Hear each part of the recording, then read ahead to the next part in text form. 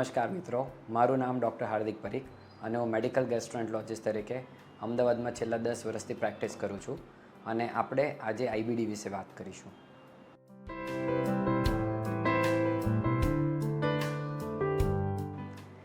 IBS અને આઈબીડી વચ્ચે શું ફરક છે? તો આ સમજવા માટે સૌથી પહેલાં આપણે આઈબીડી એટલે શું અને આઈબીએસ એટલે શું.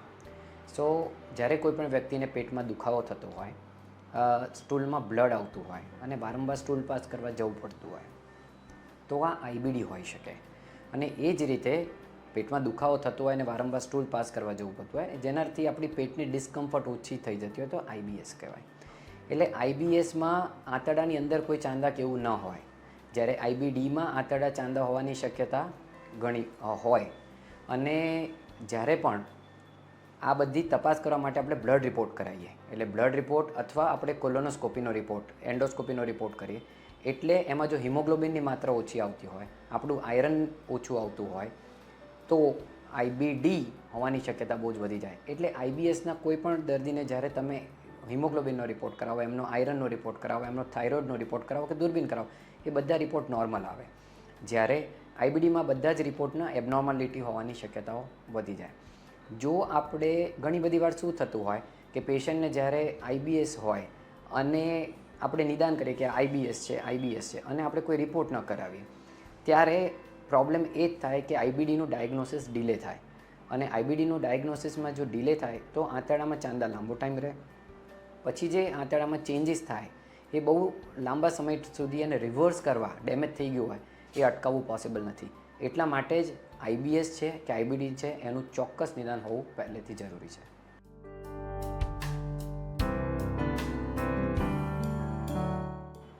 જો આઈબીડી લાંબા સમય સુધી રહે તો શું તકલીફ થાય? તો આઈબીડી લાંબા સમય સુધી રહે તો બ્લીડિંગ થવાના ચાન્સીસ વધારે થાય, એટલે અનિમિયા થાય, લોહીની માત્રા ઘટી જાય. પછી જે કોલોનમાં જે મ્યુકોઝામાં ચેન્જીસ થઈ જાય, કોલોનની દિવાલ જાડી થઈ જાય અને એના લીધે આપણા જે બધા ન્યુટ્રિયન્ટ જે એબ્ઝોર્બ થવા જોઈએ એ ન થાય અને એના લીધે આપણા બોડીમાં વીકનેસ, ફટિગેબિલિટી, ન્યુટ્રિશન રિલેટેડ એ બધા પ્રોબ્લેમ્સ થાય.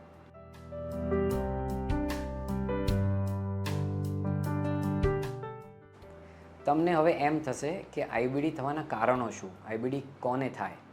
તો સાયન્સ જેમ જેમ રિસર્ચ વધતું જઈ રહ્યું છે એ પ્રમાણે કોમન જે વ્યક્તિને જેનેટિક પ્રેડિસ્પોઝિશન હોય કે આનુવંશિક જીન આપણા પહેલેથી આવેલા હોય, એ જેનેટિક કન્ડિશન એમને ટેન્ડન્સી હોય કે આપણને બીમારી થશે, વત્તા એને એવું એન્વાયરમેન્ટ, હવે એન્વાયરમેન્ટ એટલે શું કે એવું ડાયટ અથવા એમને સ્ટ્રેસ, અથવા જ્યારે આપણે નાની ઉંમરના હોઈએ ત્યારે રિકરન્ટ એન્ટીબાયોટિક એક્સપોઝર થયો હોય, અને ડાયટમાં એસ્પેશિયલી અત્યારે જે સાયન્સ વર્ક કરી રહ્યું છે કે જેમાં આપણે પ્રોસેસ ફૂડનું પ્રમાણ અને સેચ્યુરેટેડ સોલ્ટનું પ્રમાણ, આ બધા સેચ્યુરેટેડ ફેટ અને સોલ્ટ, આ બધી વસ્તુઓનું જેનું પ્રમાણ વધે એના લીધે ડાયટના લીધે પ્રો ઇન્ફ્લામેટરી ડાયટ હોય કે જો આપણને જેનેટિક ટેન્ડન્સી હોય અને આપણે એવું વાતાવરણ પણ બોડીને એવું આપ્યું છે અને સ્ટ્રેસફુલ એન્વાયરમેન્ટમાં રહીએ છીએ તો એના લીધે આઈબીડીનું પ્રમાણ દિવસે ને દિવસે વધી રહ્યું છે. અને એવું કહીશ કે ઇન્ડિયામાં આજ પહેલાં જે આપણે જોતા હતા, અમે ઓપીડીમાં જોતા હતા કેસ 2 કે 3 કેસ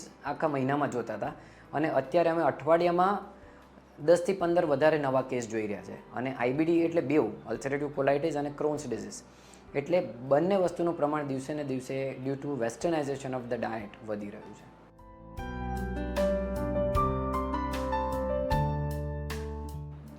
હવે આપણે આઈબીડીની ટ્રીટમેન્ટની વાત કરીશું. તો આઈબીડીને બીમારીને 2 ભાગમાં ડિવાઈડ કરી શકાય, અલ્સરેટિવ કોલાઇટિસ અને ક્રોન્સ. સો અલ્સરેટિવ કોલાઇટિસની ટ્રીટમેન્ટ માટે સૌથી બેઝિક તબક્કામાં એને એક મેડિસિન્સ આવે જેને 5 અમાઇનો સેલિસિલેટ્સ કહેવાય. આપણા 70 થી 80% દર્દીઓને 5 અમાઇનો સેલિસિલેટ્સ નામની દવાથી સારું થઈ જતું હોય, પણ એ ના જો સારું થાય તો એનાથી ઉપરની દવા એને કહેવાય ઇમ્યુનોમોડ્યુલેટર્સ. તમારા ઘણા બધા લોકોને એઝોરાનની દવા ચાલતી હશે આઈબીડી રિલેટેડ, તો એને ઇમ્યુનોમોડ્યુલેટર્સ કહેવાય. વચ્ચે વચ્ચે જ્યારે પણ આપણને તકલીફ વધી જાય એને આઈબીડીનો ફ્લેર કહેવાય. એ જ્યારે ફ્લેર થાય ત્યારે ટેમ્પરરી આપણે સ્ટીરોઇડના ફોર્મમાં લેવું પડે કે જેમાં પ્રેડનિસોલોન, ઓમનાકોર્ટિન આવે કે બિડેસોનાઇડ આવે. અને હવે તો રિસેન્ટ એડવાન્સમેન્ટના લીધે એટલી બધી નવી દવાઓ આવી રહી છે કે જેમાં કેટલાક મોલિક્યુલ્સ, એને સ્મોલ મોલિક્યુલ્સ કહેવાય, અથવા એમાં TNF બ્લોકર્સ કહેવાય. આ બધું જ એક બાયોલોજિકલ મેડિસિન્સ કહેવાય. It is grouped under the biologicals. So એ મેડિસિનથી પેશન્ટને થોડાક એક ઇન્જેક્શન આપવાથી કે સિમ્પલ મેડિસિનથી આપણે એની ઇમ્યુનિટીને કંટ્રોલ કરી શકીએ, અને ઇમ્યુનિટી કંટ્રોલ થાય તો આ આઈબીડીની બીમારીને આપણે બેઝિક કંટ્રોલ કરી શકાય. સેમ વે ક્રોન્સ ડિઝીઝની ટ્રીટમેન્ટમાં આ જ પ્રકારની રીતે દવા થાય. સો આથી વાત તમને મેં કરી એ મેડિસિનની વાત કરી, પણ મેડિસિન દરેક મેડિસિનની પોતાની સાઇડ ઇફેક્ટ કરતું હોય. 5 amino salicylates યુઝ કર્યા હોય કે સ્ટીરોઇડ યુઝ કર્યા હોય, દરેકની સાઇડ ઇફેક્ટ હોય, અને જેટલું બને એટલું અમે લોકો સ્ટીરોઇડ ઓછો ઉપયોગ કરવાનું કરીએ. હવે સાઇડ ઇફેક્ટ્સ કેટલી એક્સેપ્ટેબલ છે એ પ્રમાણે પેશન્ટની દવા આગળ કન્ટિન્યુ થાય. વધતા આનાથી ઓવર એન્ડ અબાઉટ ડાયટ, કે diet used in a treatment of IBD, એટલે જ્યારે ફ્લેર્સ આવે ત્યારે વ્યક્તિને એ દરમિયાન ફ્લેર એનો શેના લીધે થયો છે, સ્ટ્રેસના લીધે થયો છે, કે પછી એમાં ડાયટમાં સ્પાઇસી ફૂડ ખાવાથી થયો છે, અને મિલ્કથી થયો છે, કે પછી એને પર્ટિક્યુલર ફૂડ ખાવાથી થયો છે. એ પર્ટિક્યુલર ફૂડ્સ તમારે એ ફ્લેર દરમિયાન બંધ કરવા જોઈએ, અને ન્યુટ્રિશન પણ એટલું જ ઇમ્પોર્ટન્ટ છે. Thank you.